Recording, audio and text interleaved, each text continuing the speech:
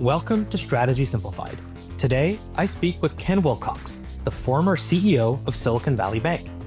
Ken's new book, The China Business Conundrum, Ensure That Win-Win Doesn't Mean Western Companies Lose Twice, is out today. In our conversation, we talk about Ken's experience as the former CEO of SVB, navigating the complexities of doing business in China. Whether you're an executive currently doing business in China, planning to do business in China, or just looking to become a more informed global citizen, this conversation is packed full of insights of what it's like to work, negotiate, and ultimately succeed or fail in the Chinese marketplace. Let's dive in. Welcome to this special episode of Strategy Simplified. My name is Naman. I'm the Chief Operating Officer of Management Consulted. We are joined today by special guest Ken Wilcox. And Ken really doesn't need much of an introduction, but for those of you who might not be familiar with his work and his career, I'm going to quickly give you just a little bit of background on Ken. Ken, our team wrote a lovely bio for you, so I'm going to read it out. You can tell me what they got right, what they got wrong, and then we'll dive into our conversation today. So Ken Wilcox is the former CEO of Silicon Valley Bank, an institution recognized for supporting technology, life sciences, and the VC industries.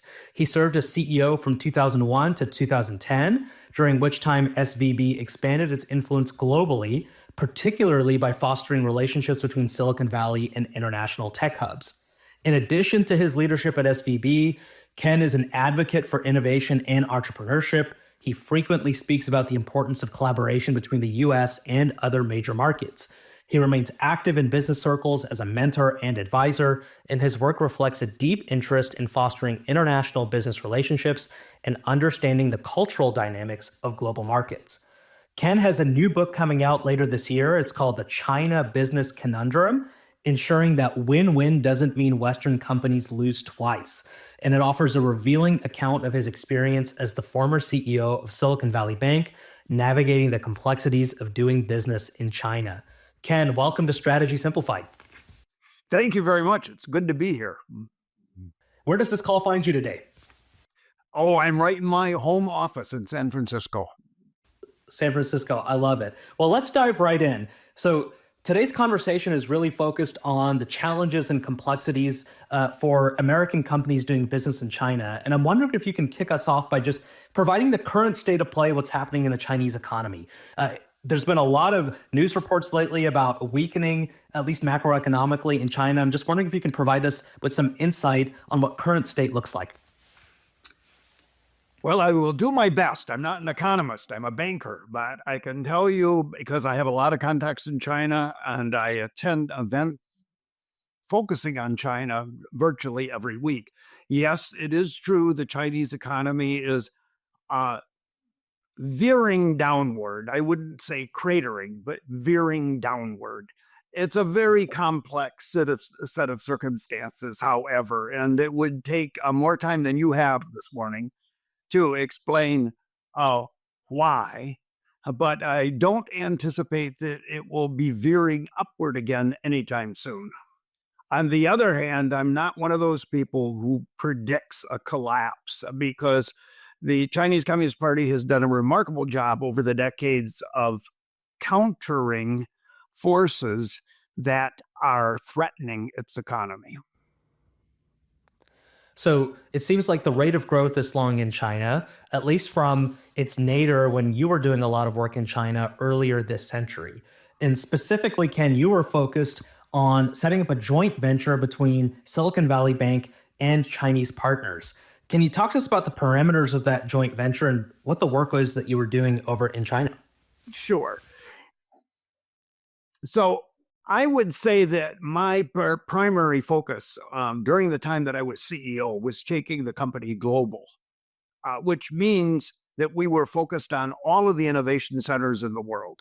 First, Israel, then various innovation centers in Europe, then India, and finally China. My team first started traveling on a regular basis to China in the year 2000. We set up our first office in China in the year 2005. And then when I retired from being CEO of Silicon Valley Bank, which was all planned and set it up in advance, years in advance, I was just about ready to go home and entertain my grandchildren when we got word from Beijing, our board got word from Beijing, that they were very much interested in having us set up a joint venture technology bank in China. The board looked around, and it turned out I was the only one who was really excited about going. Everybody was excited about having somebody go, but nobody really wanted to go, with the Been exception there. of me and then another fellow who came with me. So, Ken, what was it about the opportunity that drew you when others seemed to shy away? Well, bear in mind, this was quite a while ago. This would have been in the 2010, 2011 timeframe. Two things, really. Number one is that we had been marching around China for already a decade at that point, meeting people, trying to find a sponsor, and assessing the innovation centers in China, of which there are several, actually.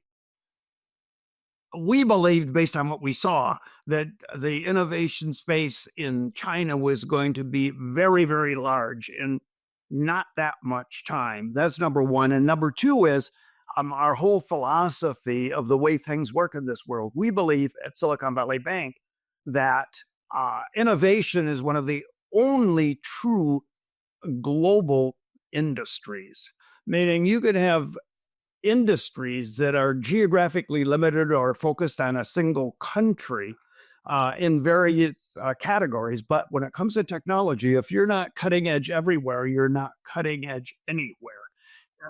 All of these different innovation centers around the globe interact with each other on a regular basis. So we felt it was important that we included China in our repertoire.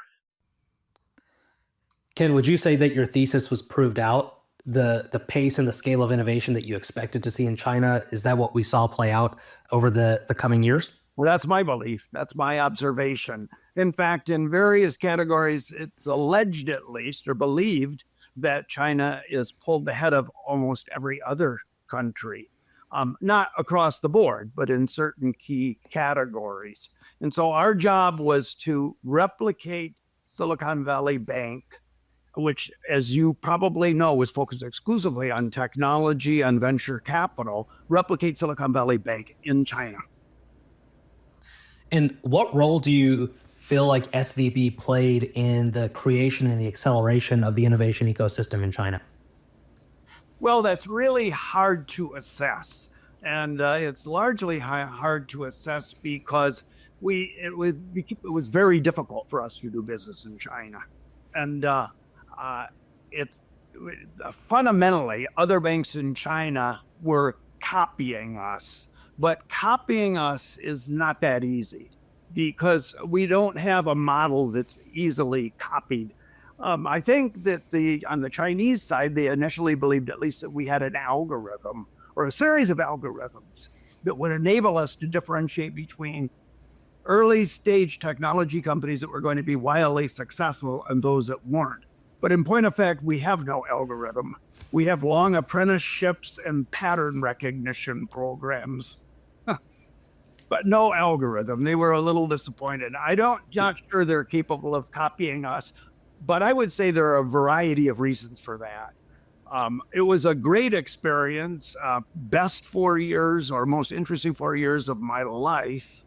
But at the same time, it was a very frustrating experience, and I'm not sure that either side got out of it what they had hoped. So there's no silver or magic bullet to determining which early stage companies are going to be whopping successes. Can you talk to us a little bit around about like the greatest challenges that you faced while you're in China? Obviously, folks trying to copycat your model, but beyond that or deeper than that, what were some of the specific challenges you faced and how did you mitigate those? Well, I'm not sure we actually did mitigate them, but I can tell you what the challenges were. The challenges would fit probably into three categories, or at least that's the way I describe it. One of them would be the banking system in China is totally different than the one that we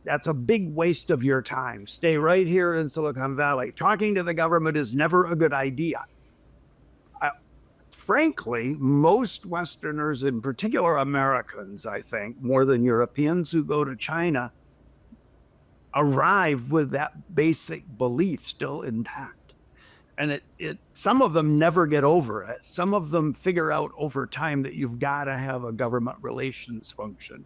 As a matter of fact, whoever is the leader there, the CEO of the overseas operation, the Chinese operation, has to, on a regular and ongoing basis, have contact with the government. Otherwise, there is virtually no chance of success. So in that sense, there was an adjustment. So if I'm a leader inside of an American or a Western company planning to dramatically expand my operations in China, one of your big pieces of advice to me would be invest in government relations. Do you have a couple of other pieces of advice you'd share with someone in that kind of situation as well? Oh, yeah, absolutely. I've got a couple of other pieces of advice. That doesn't mean that I was successful in following my own advice, but it does mean that I learned something we were there for 4 years. And then after that, I was still a part of the bank, but I was there only a few weeks every year, maybe 6 weeks every year. So it's a lot of experience, I would say, and a chance to learn a lot of things. So I'll mention at least two things. One of them is adjusting to a system where the negotiations are all about leverage. And because the problem is, in China, they sometimes pretend to take an interest in contracts, probably in order to appease the Americans that are trying to gain a foothold and feel that a contract is an important thing. The truth is they don't pay any attention to contracts at all.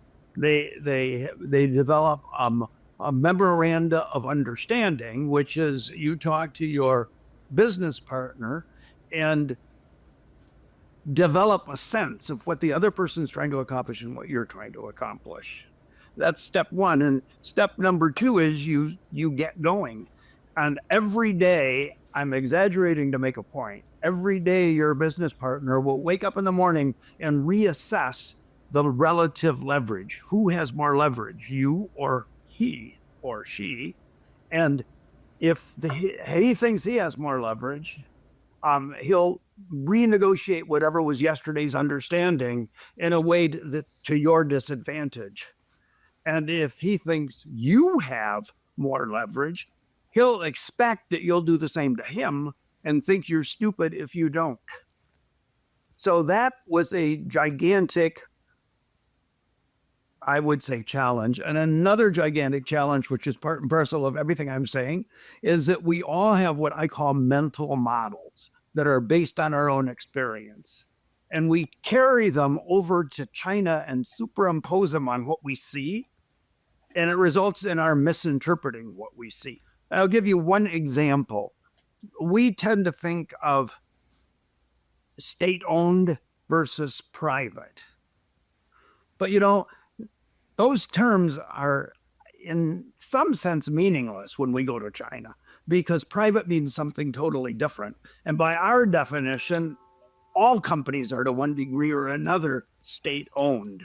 And some people never get over that. If you can break through your mental models, in German, you would say, if you can jump over your own shadow, maybe you can figure it out and it'll be to your benefit. It'll help you accomplish what you want to accomplish. But those challenges are gigantic. They're far bigger than I would have ever imagined.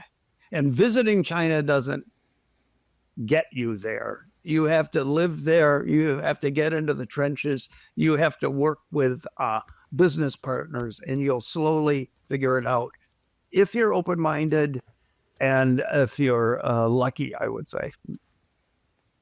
Ken, that's really, really insightful. Bringing the right frame, the right lenses to view reality in that kind of environment is critical to success. Hey, it's Ian with Management Consulted, your favorite go-to gal for anything and everything MC.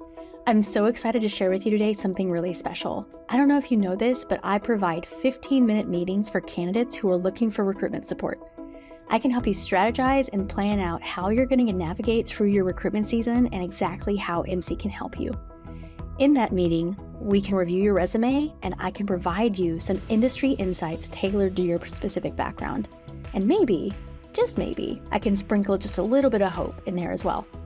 I'd be excited to connect with you when you're ready to explore personalized coaching support, so feel free to book a meeting with me through the link in the show notes today.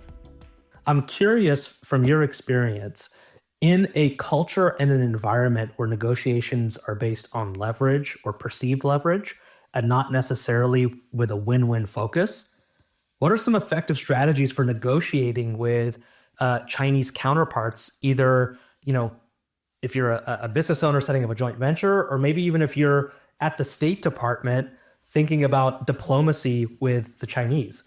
Yeah. How do you attack that? I would say two different things, neither of which are that easy. The first thing I would say three different things, none of which are, or some of them are somewhat easy. One of them is get a hold of a book that was written in 1982 by MIT sinologist named Lucian Pai. It's called Chinese Commercial Negotiations, and it describes the negotiation style. I read that book years ago, before I moved to China, and I thought Lucian Pai is the most cynical person I've ever read. I can't believe that this is true. And sure enough, within the first year, I experienced every single thing that he described in the book. So read Lucian Pai. That's a good starting point. It's only 100 pages. The second thing is don't be confused by some of the basic behavior patterns. So, for example, if you're negotiating with the Chinese Communist Party, which you fundamentally are, whether you realize it or not, you have to take into consideration that they have all the time in the world. Americans are always, and I'm one of them, by God, always in a rush. We want to accomplish something, get it done and get going. And I thought negotiating with the CCP was like negotiating with my kids when they were 5 years old. They had all the time in the world. I was the one who had to go to work. They didn't care. So I think you have to get used to a different mode. You have to get used to the fact that the art of negotiation in China is, in a sense, based on the philosophy of The Art of War, the book that was written, well over a couple thousand years ago. And the fundamental message of The Art of War is it's better to win by deception than win by fighting, because fighting's painful and deception isn't. So you will be deceived. I wouldn't call it bull-faced lying. I would say it's just a different style. And you will get fooled into thinking things that aren't true. Get used to it. Question everything. Understand that it all boils down to leverage. Understand the other party's leverage and yours. And because everything is based on quid pro quo, make absolutely certain that they take the first step, not you. And secondly, that the second step, the one that you take, is very small, so that you're not giving away the store in a single step. And plan for the future so that you're withholding a sufficient amount of what they want, so that you continue to have leverage as the two of you march forward and develop your relationship. That is a very hard style to get used to. It takes a lot of clever thinking, in my opinion. So those would be my answers to your question. I think maybe there's more. Ken, really insightful. Speaking from the U.S. perspective, like I see a different economic model between the U.S. and China. I see different definitions of what success looks like. I see different definitions of what a negotiation really is and what the outcomes should look like. So within this context, how do you see the future of U.S.-China business relations evolving, especially keeping in mind that you can't divorce business relations from geopolitical tensions? Right, and you can't. Make no mistake, you cannot. So, there are 3 or 4 potential scenarios. One of them is that we continue to try and remain naive and continue to fumble. That's one possibility. Another possibility would be that we try to totally extract ourselves. That's also very difficult because supply chains are very long and very complicated. And it's very difficult to replace the Chinese component of supply chains elsewhere. And at least it's very difficult to return some of these steps in the supply chain to the US because we've, in my opinion, foolishly over the decades, outsourced to the extent that we've forgotten how. I read an interesting article a few years ago in the New York Times. Somebody realized that we don't know how to make a flannel shirt anymore. And this person decided that he would attempt to recapture the art of making flannel shirts. And it took him a long, long time, and acknowledged in the end that he still wasn't able to accomplish it to the extent that he would have to if he were going to outpace the countries that are now providing us with flannel shirts.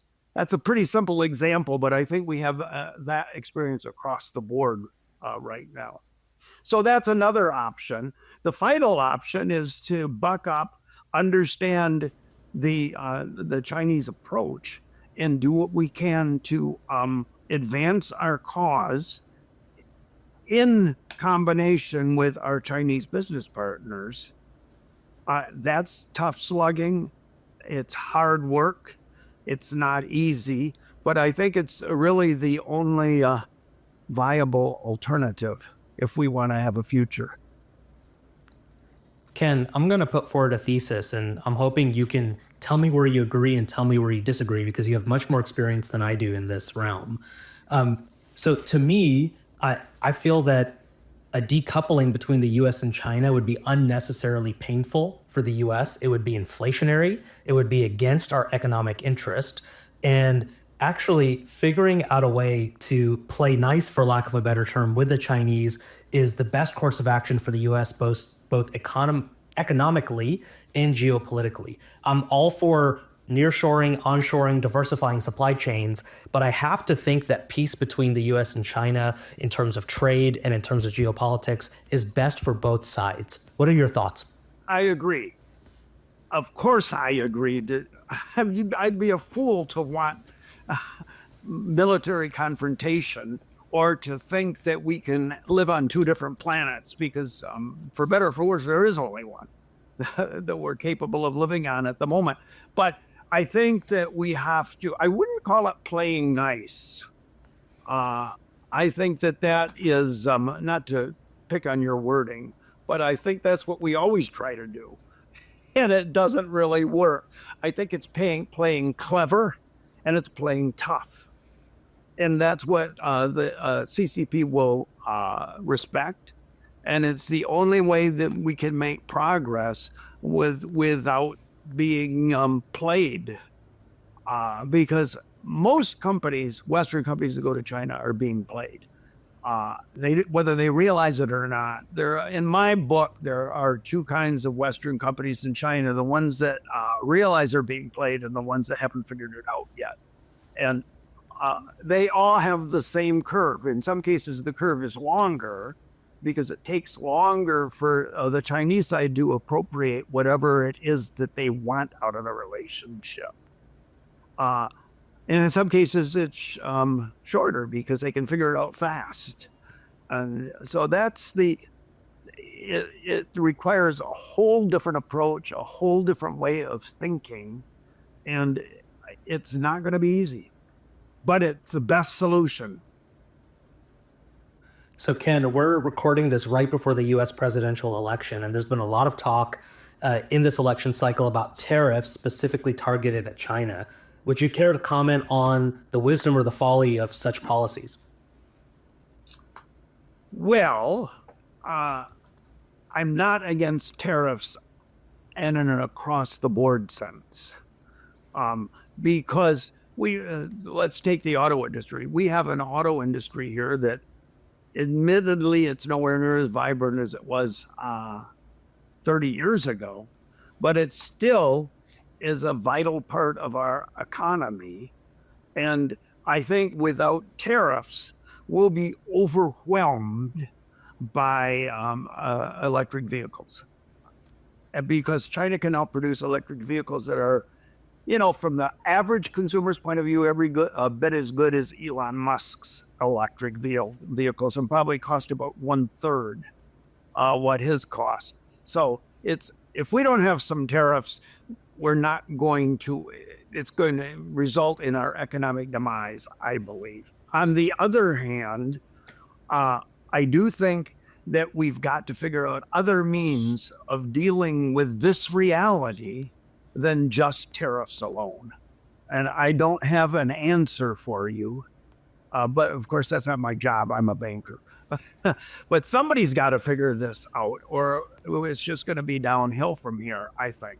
I think that's a valuable perspective. And I think it's fair to say that even if I don't have the answer, someone must, or someone needs to figure it out. Identifying the problem is the first step to getting to a solution. So I did want to ask you, Ken, you mentioned a couple of minutes ago, there are two types of Western companies in China, those who are being played and those who don't yet know they're being played. So can you talk to us about how they're being played? What are some of the common pitfalls that Western companies encounter when entering the Chinese market? Right. I can explain that pretty quickly, and that's actually what my book is all about. It's my book, in a sense, could be renamed The Playbook, because it describes the playbook. The playbook is the same, regardless of which companies we're talking about. From the Chinese point of view is what I'm saying, the playbook. But it works itself out and manifests itself in different ways because all companies are different and all industries are different.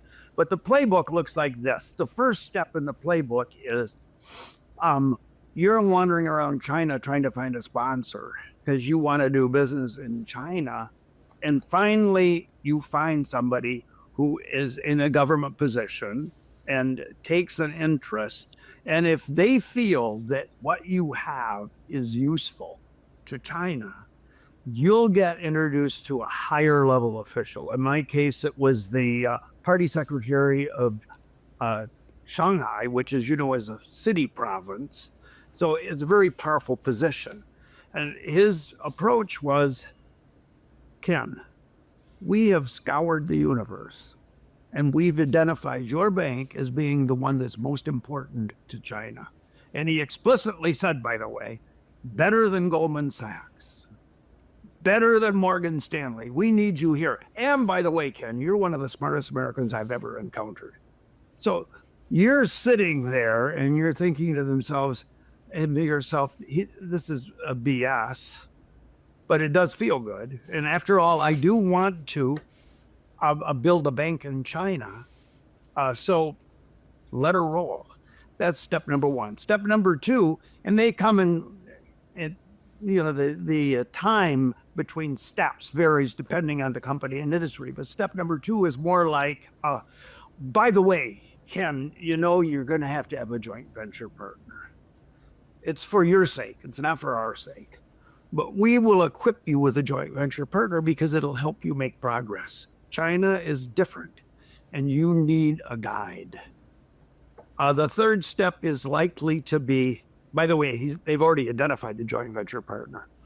The marriage will take place in the very near future, unless you bolt. But if you bolt, you don't make progress. So the third step is we are so happy. We're at the point when we're about to give you the license. By the way, every business activity in China requires a license, and most of them require a multitude of licenses. Our banking license, which was finally granted to us after a couple of years of negotiation, only entitled us to call ourselves a bank. We needed fully about 20 different licenses to do banking business because you need a different license for each discrete activity. So that step in the process looks like this. We're so happy we can now give you your license, but unfortunately, there are strings attached. In our case, it was you won't be allowed to use renminbi, Chinese currency, for 3 years because we have this old law in the books. We're so sorry we have it. We wish we could get rid of it, but the law says any new bank with any foreign ownership can't use renminbi for the first 3 years. That's like saying, here's a license to open a restaurant, but you can't use food for the first 3 years. That's fundamentally what it was. So it kind of get you over there, but then tie you up in knots. So you have a multiplicity of limitations. And then for the 3-year period, we were constantly being barraged with requests to share our business model, teach other banks our business model. By the way, we'll give you a little subsidy to make sure that you're not losing too much money during this 3-year period during which you can't do business, just enough to keep you here. But and we strongly encourage you to help other banks understand how you do what you do. And the final step in the process, at the end of 3 years, there's the big day, and they're so happy to help you, so happy to be able to relieve you of the prohibition on the use of renminbi. But they have one more request, and that is, we so admire your business model that we decided to open our own bank next week using your business model. And would you mind spending some time with the management team, helping them understand some of the things that they still don't understand after 3 years of watching you and talking with you? And that is the god-awful truth.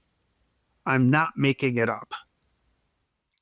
So, Ken, to summarize, 3 years of delay to buy them time to borrow from your business model and set up a local or national competitor. Is that an accurate summation of what you just shared? And in the cases where they're successful, like the auto industry, it's what you just said, plus once where they reach the point where they can do it themselves, competing against you in China, which is their right, but then subsequent to that, competing against you globally. So you can lose. You may be globally dominant at the beginning of the process, and 20 years later find yourself globally in 3rd or 4th position. And I would say that they justify it by the strongly held belief that China was the dominant country on Earth for 2,000 years, and that all ended when the Brits initiated the Opium Wars. And at this point, they don't know the difference between the Brits and the Americans. History gets muddled. They start thinking it was the Americans who did it. And the 150 years of humiliation justify whatever method they use. And it's not really an illegal method. It flies in the face of some of the agreements pursuant to their admission to the WTO, but it's not blatantly illegal. But if you go over there with a win-win attitude, you'll get mowed down without knowing it. So, Ken, with all that being said, is it still viable for Western companies to pursue joint ventures in China, or has the landscape just changed too much? Well, I'm somewhere in between on that one. Again, going back to what we said a few minutes ago, I think if you're unusually well-disciplined, unusually well-informed, unusually not naive, but realistic and tough, that you can accomplish something. But you've got to be all those things. And that's not easy, I think. Ken, so that's why you wrote your book. Was it really written for the business person, the executive looking to business in China? Was it written for the political class who's engaging with China?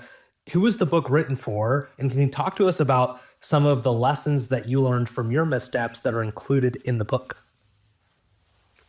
Well, I would say that the target market for this book is, in a very narrow sense, anybody who's considering doing business in China, but more importantly, anybody who fancies themselves a uh, a citizen, because a democracy only works if you have informed citizens, and this is directed at those who wish to be informed. Uh, and it's not written in an academic style. Uh, it's written in a style that would, I believe, I certainly hope, appeal to intelligent people in any walk of life. So that's I describe a multiplicity of errors that I made. And I freely admit to having been, for want of a better term, you could call it naive. If you were not so sensitive, you might call it stupid.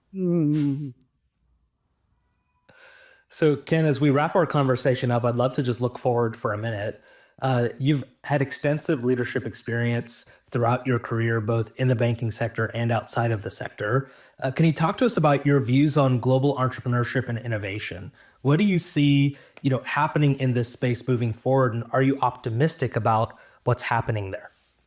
Yes, I am optimistic about it. Our basic business model. When Silicon Valley Bank got started, it had what it called the three-legged stool business model. We were going to be 1/3 small business, 1/3 real estate developers, and 1/3 technology.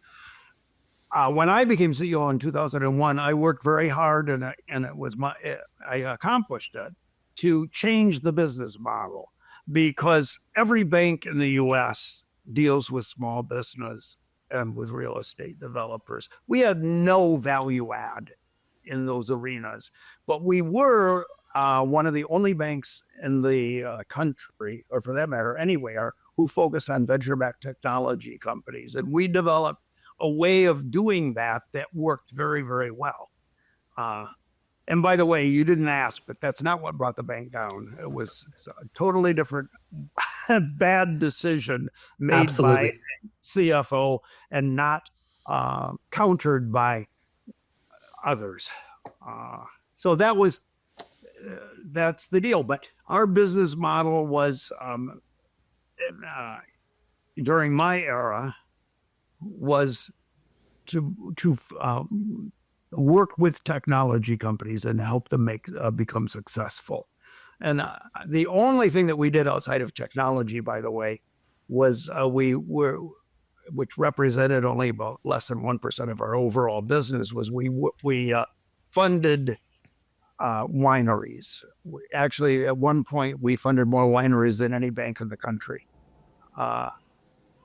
And I used to like to say that our business was rock solid, because what we were funding was, in the main, innovation, and at the margin, wine consumption, and that those are so basic to human nature that you can't possibly lose. And innovation is basic to human nature. We see it everywhere, in literally every country on earth. As they develop, they become more and more interested in technological innovation. Prior to that, they're interested in innovation in a very general sense. That's what humans do. They innovate. And so, yeah, I'm very optimistic about the future. Of course, reasonable people will worry about things like AI. And I think we would be silly if we didn't, but I think the probability that AI will be of great benefit to the human race is very, very high. So I would, quote unquote, bank on it. I love that. Ken, as we wrap up, I wanted to just let you know we have a lot of young professionals and young people who listen to our podcast. And I'm curious, if you could go back and give your 22-year-old self one piece of career advice, what would it be and why? What would you like to share with the next generation of aspiring bankers, consultants, professionals, executives, etc.? Well, first of all, I'm not unhappy with the way my career developed. I thought it developed well, and I was very pleased with it. I do think that I suppose if I were to advise my own self in any single way, it would be to be maybe just a little bit bolder and to have greater faith in my own ability. And I don't think that I'm unique in that regard. I would say that 95% of the people I know could benefit from that change in modest change in outlook. Ken Wilcox is the former CEO of Silicon Valley Bank. Ken, thanks so much for joining us on Strategy Simplified today. Thank you for having me. I appreciate it. Good luck.